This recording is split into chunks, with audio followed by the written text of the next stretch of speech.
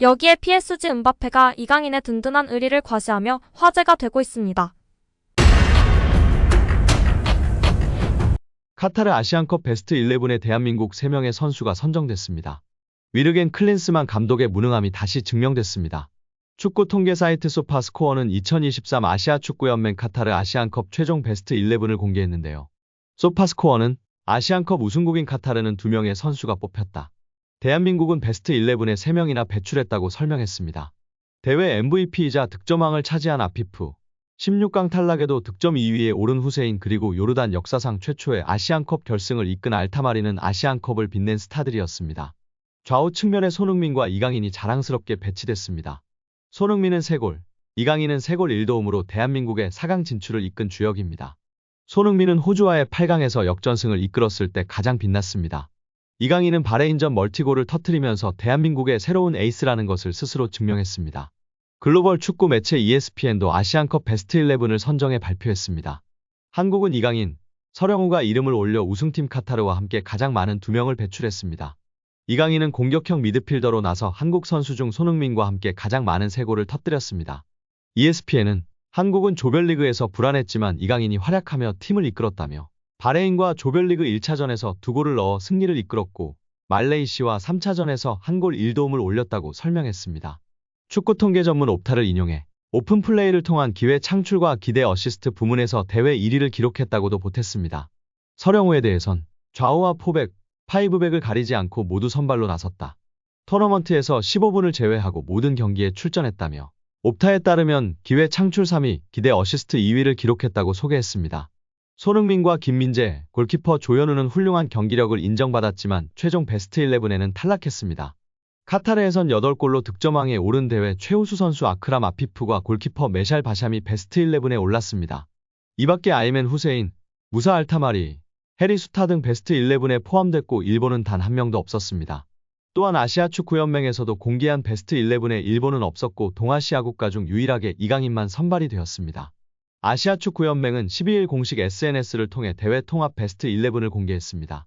유일한 동아시아 선수 이강인을 포함 대회 득점왕과 MVP를 동시 석권한 아크람 아피프, 골든 글러브의 주인공 메샬 바르샴 등이 이름을 올렸습니다. 결국 소파스코어, ESPN, 아시아 축구연맹 3곳 모두 베스트 11에 선정된 선수는 이강인이 유일했으며 일본 선수는 단 한 명도 선정되지 못했습니다. 한국은 결국 모든 매체를 포함하면 이강인, 손흥민, 황인범, 서령우가 포함되었고 아쉽게 김민재, 조현우 등의 이름은 없었습니다. 여기에 클린스만에 앞선 브라질 월드컵에서 미국 대표팀을 16강으로 이끌었지만 선수들의 포지션 이탈, 전설적인 선수 랜던 도노반의 2014년 월드컵 대표팀 제외 논란, 비난을 회피하는 경향 등으로 인해 이기주의적인 감독이라는 평가를 받으며 해임되었고 동기부여, 강연과 요가 수업은 물론 다양한 전술적인 아이디어를 도입했지만 금세 폐기되는 경우가 많았습니다. 당시 미국 MBC 스포츠 소속이었던 카일 마르티노는 선수들의 불만을 듣고 대표팀의 훈련을 지켜본 후 혹독한 평가를 내린 바가 있습니다. 제가 직접 본 훈련 세션은 구조화 그 자체였습니다. 훈련은 엉망진창이었던 이해가 되지 않았으며 주말을 위한 팀 준비도 전혀 되어 있지 않았습니다. 선수들은 경기 당일까지 자신이 어떤 포지션을 맡아야 할지 몰랐어요. 정말 엉망이었죠. 바이에르 뮌헨에 충실한 선수였던 필립 람이 자신의 자서전에서 클린스만 감독의 짧은 재임 시절에 대해 쓴 다음과 같은 말이 떠오릅니다.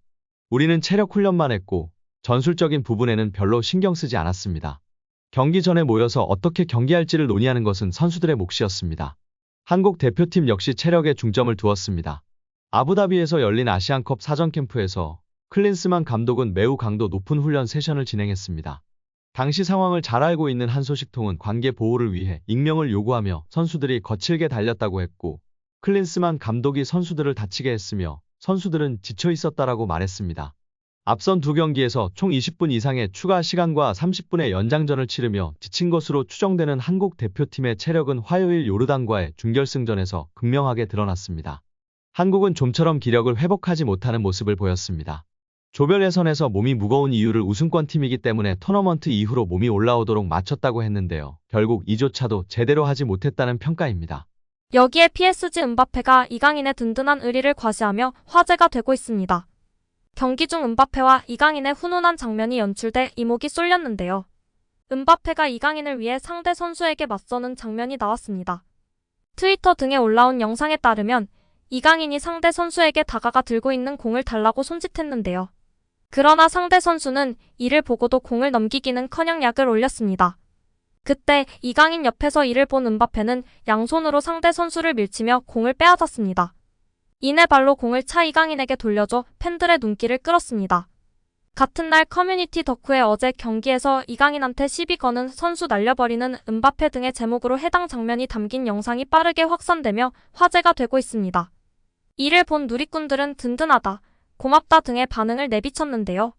또한 국내 축구 팬들은 와 이 조합 찬성일세, 뭐야 이 스윗함은, 음바페 형 진짜 멋있다 감동이야, 그러니까 누가 우리 강인이 건드리래, 새로운 우리 형, 진짜 음바페. 정말 든든해 그냥 팀 분위기 자체가 너무 좋음, 바페 형아 진짜 좋아. 네이마르랑도 2주 만에 아들 애칭 얻으면서 친해지더니 음바페랑도 몇 번 뛰고 나니까 음바페가 되게 예뻐하더라 등의 반응을 보이고 있습니다. 스페인 매체의 충격 보도가 화제가 되고 있는데요. 파리 생제르맹이 벌써부터 공격진 개편을 준비하고 있다는 소식입니다. 스페인 매체 피차에스는 PSG는 기대에 미치지 못한 활약을 보여준 랑달콜로 무아니와 곤살로 하무스를 올여름에 매각하는 것을 고려하고 있다라고 보도했습니다. PSG는 지난해 여름 이적 시장을 뜨겁게 달군 팀으로 꼽히는데요. 콜로 무아니, 하무스, 이강인, 우스망 덴벨레, 마누엘 우가르테 등을 연달아 영입하면서 대대적인 전력 보강에 성공했습니다. 천문학적인 이적료가 투입됐습니다. PSG는 지난 여름 이적 시장에서만 선수 영입을 위해 무려 2억 유로 약 2,875억 원을 지출한 것으로 집계됐습니다. 특히 공격진 영입에 무게를 뒀습니다. 콜로 무아니 영입에 9,500만 유로를 투입하는가 하면 지난 11월 6,500만 유로 약 933억로 임대로 데려온 하무스를 일찌감치 완전 영입하기도 했습니다. 과감한 투자에 비해 결과는 만족스럽지 못했는데요. 콜로 무아니와 하무스는 PSG에 녹아들지 못했습니다. 오히려 리오넬 메시, 네이마르가 빠진 탓에 음바페의 의존도가 높아졌다는 비판이 제기됐습니다. 이번 보도에 따르면 콜로 무아니와 하무스의 올 시즌 활약을 루이스 엔리케 감독의 마음을 사로잡지 못한 것으로 전해졌습니다. PSG에서 미래는 급격히 불투명해졌는데요. 피차에스는 엔리케 감독은 올여름 이적 시장에서 공격진을 더 좋은 선택지로 채우기 위해 콜로 무아니와 하무스의 매각 가능성을 고려하고 시작했다라고 전했습니다. 다만 스페인 매체의 보도이고 이적 첫 시즌 실망스럽거나 만족스럽지 못하더라도 적응 기간이라 볼 수 있기 때문에 조금 더 시간을 주지 않을까 싶습니다. 손흥민 선수도 첫 해 부진하며 힘들어하기도 했었습니다. 이에 이강인 선수가 첫 시즌부터 파리에 잘 적응하며 중요한 선수 중용받고 있는 것에 정말 대단한 것 같습니다. 오늘 영상은 여기까지입니다. 끝까지 시청해주셔서 감사합니다. 늘 건강하시고 더 좋은 영상으로 찾아뵙겠습니다. 구독과 좋아요도 잊지 마시고 부탁드립니다. 감사합니다.